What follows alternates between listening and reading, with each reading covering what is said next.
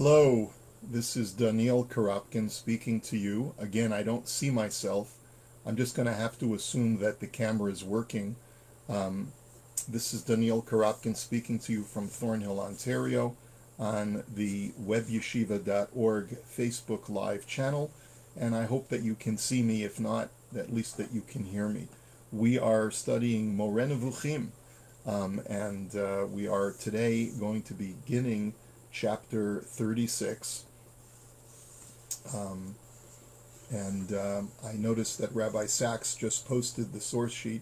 Rabbi Sachs, if you can see me or you can hear me, I hope that you'll post a message just to indicate, because my camera is dark. I don't know why that is, but there seems to be some indication that I am recording.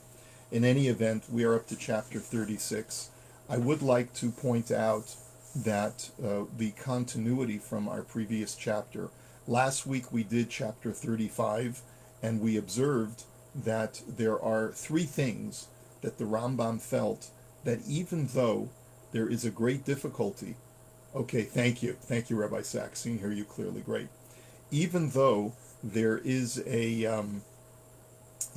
great difficulty for the vast majority of humankind to gain a perfect knowledge of God, there is nevertheless an expectation that, thank you, Brian, there is nevertheless an expectation that every human being has at least a modicum of understanding. There's even a legal requirement for the Jewish people specifically, and perhaps this extends to non-Jews as well, to have the following knowledge of the Almighty.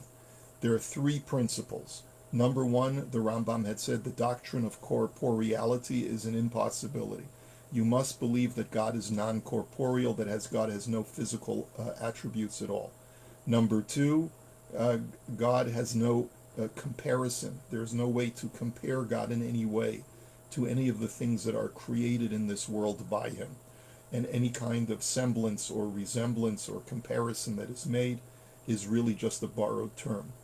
And number three, and this is all, I'm just reading this from page 81 in the Pines edition from chapter 35, God is not subject to any affectation, that God is not subject to change or to being affected by anything, because God is the most completely independent being.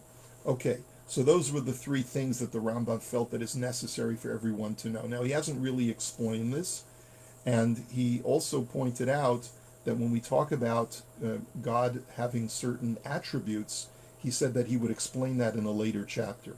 He's not going to be explaining this today, but there is something that he feels he needs to explain, and why the thing that he's going to explain today is why a belief in divine corporeality is so mistaken, is so wrong. And his conclusion of this chapter is going to be that it is actually worse. It is a worse crime against God to believe that he is corporeal than it is to worship idols, to commit the sin of idolatry. And we all know, based on the biblical texts, how criminal idolatry is in the eyes of the Torah. And so if the Rambam is telling us that a belief in God's corporeality is even worse than idolatry, so you see why this is the primary emphasis of the Moreh Nevukhim, why it is such an important thing for the Rambam. So let's get started in the chapter, and he states as follows: I shall explain to you, when speaking of the attributes, in which respect it is said that God is pleased with or made angry and wrathful by a certain thing. I'm going to later on tell you, says the Rambam, what the Torah actually means when it says that God is upset with something or God is pleased with something, because these are all borrowed terms, and it cannot be taken literally. That's not going to be the subject today. When we get to chapter 54 and onwards, those later chapters in the first section, that's where the Rambam is going to undertake those subjects. It is in this sense that it is said of certain individuals among men that God was pleased or angry with them or full of wrath.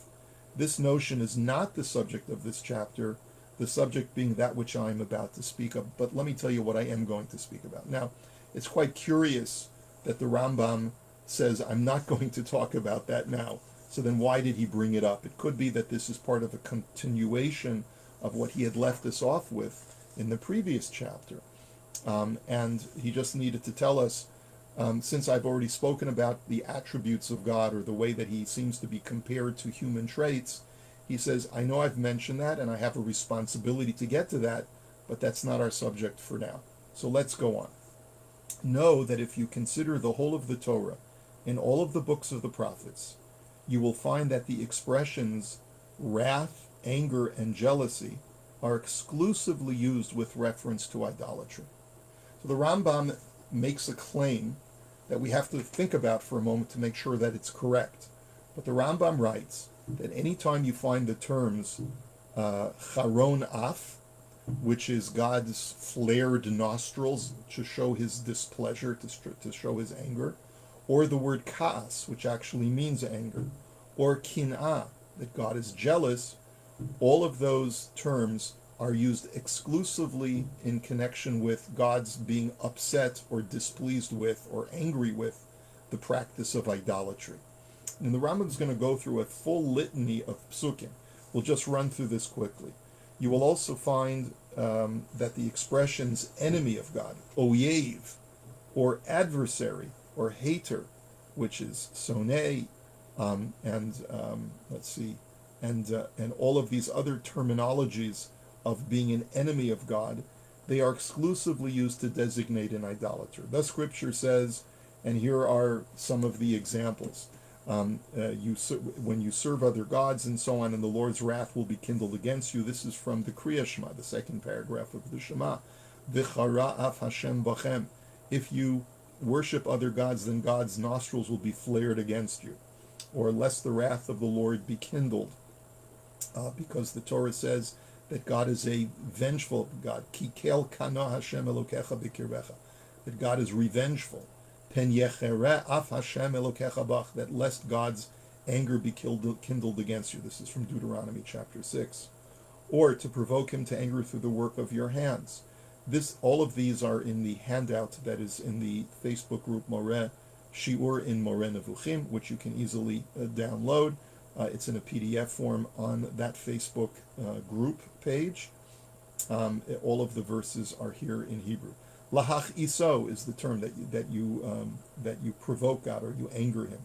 They have roused me to jealousy with a no God. They have provoked me to anger with their vanities, and so on. Heim kinuuni velo el ki asuni bahavlehem. So the word kina and kaas, all of them are found in these verses. For a jealous God, God is and why have they provoked me to anger with their graven images? Because of the anger provoked by his sons and his daughters, for a fire is kindled in my wrath, for he will take vengeance on his adversaries and repay his enemies. This is a pasuk not from Deuteronomy, but here it's from the book of Nahum. Kel kano v'nokem Hashem, that God is vengeful and takes vengeance. Nokem Hashem uval chema, that God is filled with wrath. Nokem Hashem litzarav, that God takes vengeance upon those who attack him. V'noter hu lo oyevav, and he will be watchful and repay those who are his enemies. And he repays, etc., etc., etc. All of these things have to do with hatred, enemyship, anger, etc., jealous, and etc., etc. Now, these are all very good indications that God uses these terms in reference to idolatry. But a number of the commentaries ask the question, is this exclusively for idolatry? We find that God gets angry at other things as well. For example, that God got angry at Moshe at the events at the burning bush, when Moshe tried to refuse to accept his assignment to be God's proxy to take the Jewish people out of Egypt. Another example is where Aharon and Miriam in the book of Numbers in Parshat Bahalotcha speak disparagingly about Moshe, and God gets angry at them. That God got angry and he departed. And so don't we find that God gets angry at other situations other than idolatry? This is a question that the Meforshim ask. And there are three basic approaches to this answer. And one approach is the Rambam, even though he says it, doesn't mean that these terms are exclusively reserved for idolatry, but they all are in common that they refer to idolatry, and there's a special concentration of these words in reference to idolatry. A lot of it, but sometimes God will express anger in other times as well, but not as focused and concentrated as he is on idolatry. Another answer is that perhaps these events that I've just mentioned, such as the case of the burning bush, or the case of Aaron and Miriam speaking disparagingly about Moshe, all are related in some way to idolatry, because Moshe's refusal initially to accept his assignment to be God's proxy was in some way a denial of God's omnipotence and omniscience, and that is a form of idolatry. Or in the case of Aaron and Miriam, perhaps their lack of appreciation of Moshe's level of prophecy also has to do with a lack of appreciation of what the prophetic experience is, a lack of understanding of God, a semblance of idolatry. That's another answer that the Ephodi tries to offer. Or, as the Abarbanel tries to say, that you will find the term charon af, anger, used in other contexts other than idolatry. But to find all of these terms, charon af, kaas, kin'ah, oyev, sonei, tzarav, all of these Hebrew terms which really pile it onto to this particular subject, that is unique and reserved exclusively for idolatry. So the point is that you see that Hashem is extremely fixated on the evil of idolatry and how upset he is with it. Now, let's see where he's going with this.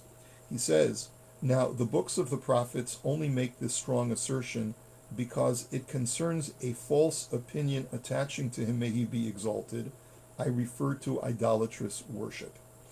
Okay, now this is the most important probably sentence in this entire chapter, probably. And the point that the Rambam is making is, why is it that idolatry is such a terrible thing? What makes idolatry so evil and so abhorrent in God's eyes? And the answer is that it is an intellectual error that a person is making. Now, people make mistakes all the time. What's evil about making a mistake? Remember, for the Rambam, the entree to an attachment to God is via the intellect, is through the mind. The way that a person attaches to the Almighty and perfects his humanity, his whole raison d'etre, his whole purpose in being, is to have a perfect intellectual apprehension of the Almighty and his creation, of metaphysics and physics, of Ma'aseh Merkava and Ma'aseh Bereshit. To the extent that a person makes very distorted intellectual apprehensions, so that he's really not understanding God and he's not understanding his creation, that person is not only making a mistake, but they're committing a crime, because they are failing to fulfill their whole purpose in being. Why idolatry is such a terrible thing for the Rambam is because you are misunderstanding God. You are abusing the intellect which was given to you to have a perfect understanding of God, and you are distorting that tool, distorting that faculty to ascribe divinity to other beings other than God. That is the crime of idolatry in a nutshell for the Rambam, and that is why it is so far.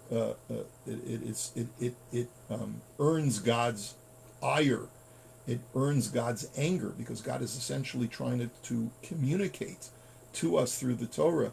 This is a horrible thing, idolatry, because it will make you lose the entire purpose of your existence. That's the point.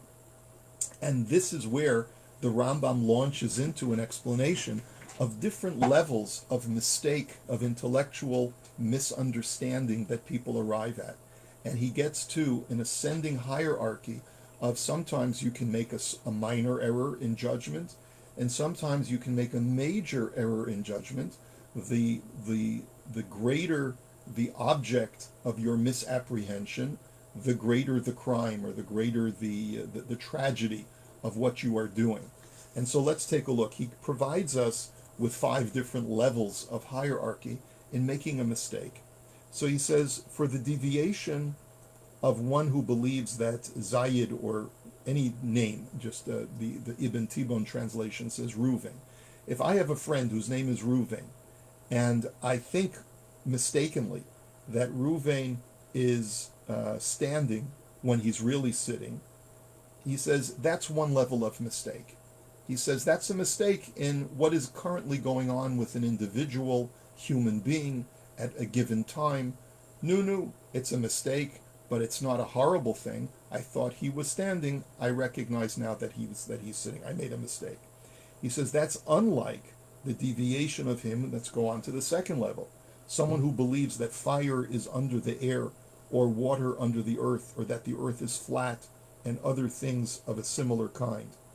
A person makes a mistake about physics, about the elements of this world, about an understanding of how the physical creation functions. A person thinks that the earth is flat. Clearly, the Rambam lives before Columbus. He's in the 12th century, but it was clear to the Greeks and other people of sophisticated science that the world is a sphere. Everything is spherical in the universe, at least at this period in scientific inquiry. And the Rambam says, yes, are there people who believe that the earth is flat? Yes, there are. It's a Nevukhim. We feel sorry for them. That's the second level of error, because you're not just making a mistake about a particular component of creation, you're making a mistake about all of nature. That's the next level of error. And the third level of error, he says, and this second deviation from truth is not like the deviation of him who believes that the sun consists of fire, or that the heavenly sphere forms a hemisphere, and other things of a similar kind. He says, now you're getting into a higher level of misunderstanding, because you're making a mistake not about the physics of this creation on earth, but you're making a mistake about the celestial bodies as well. Now you're going further above our planet, above our earth, and getting into the celestial bodies. Let's say you think that the sun is made of fire. Well, is the sun? Well, we believe today that what's going on in the sun is nuclear fusion. Okay, but the Rambam's belief was, based on Aristotelian science, that there is a separate element of heat that is emanated by the sun, but it's not actually a fire in the way that you and I think of fire. That's not a subject for now, but what he's really describing is that you don't fully understand how the sun emanates heat. You think it's just one big ball of fire, and it's really not. Or if you believe mistakenly that the sphere that surrounds our planet is not a complete sphere, but rather it's a hemisphere. Now, without going too deeply into this discussion, there is a Gemara in Masechet Psachim that focuses on this very discussion. The Gemara explains that there is a machloket in the times of the Talmud, which is hundreds of years before the Rambam. There is a machloket among the sages of Israel and the sages of the secular world. The sages of Israel, both of them ask the question, what happens to the sun at night? Where does the sun go at night? And it's important to know that both opinions cited by the Gemara are not accurate based upon our 21st century knowledge of science. Both the opinion of the wise men of the Jewish world and the wise men of the secular world both believed that there is an opaque dome that surrounds us, an opaque sphere that surrounds us. This was the belief of Aristotle as well, and we've talked about this a number of times already, that the planet that we live on is surrounded by concentric spheres. And these concentric spheres as they move, control the motions of the heavenly bodies that are embedded within those spheres. So imagine, if you will, a bunch of concentric beach balls that are constantly in motion, and our planet is in the center. The Rambam felt that there were 9 of these spheres based upon the science of his time. Now, what if a person were to mistakenly believe that instead of a sphere moving around our planet, there is instead just a hemisphere? Instead of a full sphere, just a half of a ball that covers where we live. it's sort of like the flat Earth theory as well. Our planet is a disk, and there's just a hemisphere covering it. The machloket, the dispute between the wise men of Israel and the wise men of the other nations, was as follows: where does the sun go at night? The rabbis, or the wise men of Israel, were of the opinion that the sun comes underneath the hemisphere. They believe that the sphere that we look at, and when we look up in the sky, is just a hemisphere, not a full sphere. The sun creeps in under the rim of the hemisphere, and travels from east to west over the course of a day within the hemisphere. And at night, it goes outside the hemisphere, from the bottom of the hemisphere, and travels from west back to east, but above the hemisphere instead of below the hemisphere. And since the hemisphere is opaque, that's why you don't see the sun at night, because it's being blocked by this opaque hemisphere. And the wise men of the other nations were of the opinion that no, we don't live within a hemisphere, we live within a full sphere, and therefore the sun goes under us at night and then comes back up in the morning in the east. Not leaving the hemisphere, but because there is no ability to leave a full sphere, and therefore it goes underneath our planet at night and comes back up in the east. Now, the Rambam is essentially saying, without getting into too much detail about that Gemara, that if you mistakenly believe that there is a hemisphere instead of a full sphere surrounding us on the planet Earth, he says you're making a third level of mistake. You're making a mistake not only about the laws of nature on our planet, but you're making an even broader mistake about the laws of nature in the cosmos as well. Now we get to the fourth level of error. The fourth level of error is that this third deviation from truth is unlike the deviation of him who believes that the angels eat and drink and other things of a similar kind. If you ascribe physical attributes to celestial beings, to angelic beings, which is the next realm of reality above the heavenly bodies of the sun, the stars, and the spheres that surround our planet. Now you're talking about metaphysical beings other than God. That's a higher level of error. And finally, the fifth level of error is about God himself. And that fourth deviation is unlike the deviation of him who believes that a thing other than God ought to be worshipped. And that's a mistake about God himself, that it is appropriate to worship beings other than God. For whenever ignorance and infidelity bear upon a great thing, I mean to say upon someone whose rank in what exists is well established, they are of greater consequence than if they bear upon someone who was of a lower rank. When you make a mistake of understanding about someone of a lower rank, it is not as bad as if you make a mistake about someone or something that is of a higher rank.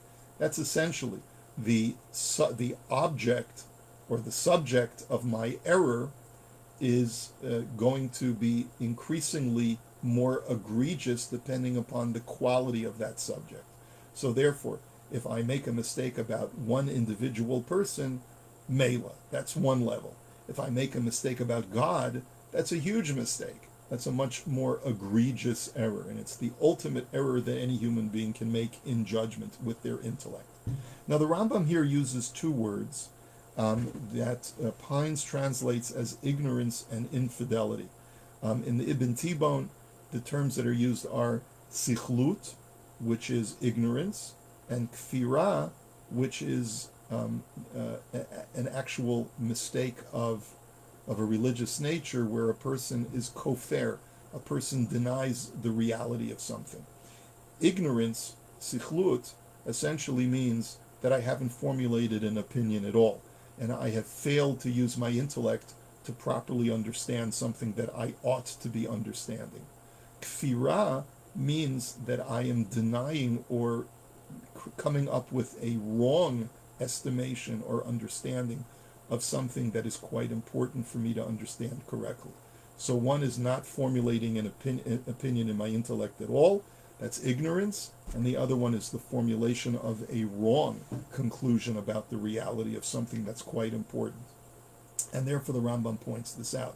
By infidelity, I mean belief about a thing that is different from what the thing really is, And by ignorance, I mean ignorance of what it is possible to know. Accordingly, the ignorance of him who does not know the measure of the cone of a cylinder, or does not know that the sun is spherical, is not like the ignorance of him who does not know whether a deity exists or whether there is no deity for the world. In other words, these are things where you haven't made an inquiry. You have not investigated certain things. So you don't know the measure of a cylinder or of a cone. You don't know whether the sun is a flat disk or whether it's spherical in nature. You're just ignorant. But that's not as egregious of a crime of ignorance as it is to not know whether there's even a God, because you haven't investigated issues of divinity. And obviously the Rambam's opinion is that even ignorance is criminal, because the intellect was granted to man to use properly and to elevate himself and realize his purpose in creation. Nor, he says, is the infidelity of him who thinks that the cone of a cylinder is half a cylinder, or that the sun is a circle, like the infidelity of him who thinks that there are more deities than one. That is, he believes something that is totally incorrect. He is erroneous in his thinking. So if he thinks that the measure of a cone is half a cylinder when it's really a full cylinder, or he believes that the sun is a disk, a flat two-dimensional disk, instead of realizing that it's a three-dimensional sphere, he says those are errors, those are kfirah, meaning that they are misjudgments. I've thought about it and I've come to the wrong conclusion instead of not coming to a conclusion at all, but that's not as bad as coming to an incorrect conclusion about God, coming to the conclusion that there's more than one God instead of realizing that there is a unitary God. Now you know that whoever performs idolatrous worship does not do it on the assumption that there is no deity except the idol. In fact, no human being of the past has ever imagined on any day, and no human being of the future will ever imagine, that the form that he fashions either from cast metal or from stone and wood has created and governs the heavens and the earth. So the Rambam here is giving us a very brief introduction to what the act of idolatry actually is, and he's giving us a historical backdrop as well. In other words, what he's saying is that don't think, and the Rambam has to provide us with a historical backdrop, because largely by the 12th century when the Rambam lives, idolatry is already passé. And idolatry has been passé for several centuries. So it's really difficult for mankind who is reading the Moreh Nevukhim, even among the Rambam's contemporaries, to even understand, so what's so horrible about idolatry? I mean, after all, what is it really? What is idolatry? It's doing something so primitive, but what are you doing so wrong if after all we realize that it's ridiculous? So the Rambam's explanation is basically this. Don't think that anyone in history who has ever worshipped an idol has actually believed that there is some kind of godliness ascribable to the little statue that he's created, and that's the exclusive God that governs everything that exists in the earth. He says that's ridiculous. Everyone knows, even the ancients knew that was not an appropriate or correct belief. They weren't that primitive. They weren't idiots, right? Those who worshipped idols of the past. Rather, is it worshipped in respect of its being an image of a thing that is an intermediary between ourselves and God. So the definition of what really idolatry is that a person would create an icon, a totem, a symbol of something that would represent an intermediary force, something that God created, such as wind, such as fire, such as even an anthropomorphized entity of power that was created by God to bring about some phenomenon or bring about some grace or favor to mankind. And the mistake of idolatry was to, instead of going directly to the only God who is the source of all of these things, go to those intermediary forces instead and try to curry favor from those intermediary forces instead of from God himself, who is the exalted and removed God and the source of everything. And therefore Scripture makes this clear by saying, who would not fear thee, O King of the nations, and so on. and these are scripture from Yirmiyahu and from Malachi respectively, where it's clear that the prophet states that even among the other nations, everyone fears the God of Israel, because the God of Israel is the unitary ultimate God of all. There was a recognition in the ancient world that there was some kind of reigning force above all of the lower gods. And the Judaism's innovation was that even though there are other forces that exist that God has created, you have no right to worship those forces. You can only worship and appeal to God, who is the creator of all. The other nations recognized that there was a God of all, but they felt that that God is too removed and exalted to really be attentive to our needs, and therefore we will go to only of those intermediary forces. As it says in Yirmiyah, for example, chapter 10, Milo yira'acha melech hagoyim ki lecha ya'ata, ki v'chol chachmei hagoyim uv'chol malchutam me'ein kamocha. Even among all of the other nations, they realized there is none like you, O God. And as it says in Malachi, chapter 1, Ki mimizrach shemesh va'ad miva'o, gadol shemi ba'goyim. That wherever you go, wherever the sun shines, my name, says God, is exalted among the other nations of the world. Everyone understands, Ki gadol shemi ba'goyim amar Hashem tzivakot, that my name reigns supreme. So what is idolatry? And therefore idolatry is whereby Scripture refers to what they regard as the first cause. That God is, and here the Rambam utilizes the Greek ascription for what Aristotle called God. Ultimately, Aristotle did not use the word God. He used the word first cause or prime cause, that God is the source of everything else that exists. We have made this clear in our great compilation, and the Rambam here is making reference to Hilchot Avodah Zarah, the laws of idolatry. We don't have time to go into the text of Hilchot Avodah Zarah today, but what we wish to make clear is that the Rambam is telling you the mistake of idolatry is not to deny God's existence, but rather it is to believe that because God is too far removed and exalted to be attentive to the needs of mankind, we should therefore go to his created intermediary forces, like the God of air, the God of water, the God of this, the God of that, and appeal to them instead of going to the God who created all of those things. And we even say this in our prayers, Mi chamocha ba'elim Hashem, who is like you among the other forces, O God. So we clearly acknowledge that there's such a concept that exists among the nations, but the imperative of the Torah is those other intermediary beings or forces are not to be worshipped. They cannot independently provide for mankind unless God wills it so, and therefore mankind may only turn to God for their needs and desires and wishes. We're going to have to hold it here for today because we're running out of time. But essentially, what the Rambam's whole thesis for this chapter is, why is a belief in God's non-corporeality so important? It is because you are making the ultimate blunder in judgment, far worse than idolatry itself. Because at least if you were an idolater, you believe in God correctly, but you just believe that you can appeal to the other created beings that God created. But at least you're not blundering about God. But imagine you make a blunder about God himself. That's even worse. And that's something that we'll have to continue in next week's discussion. And I hope you have a wonderful day and a wonderful week. Shalom, everyone.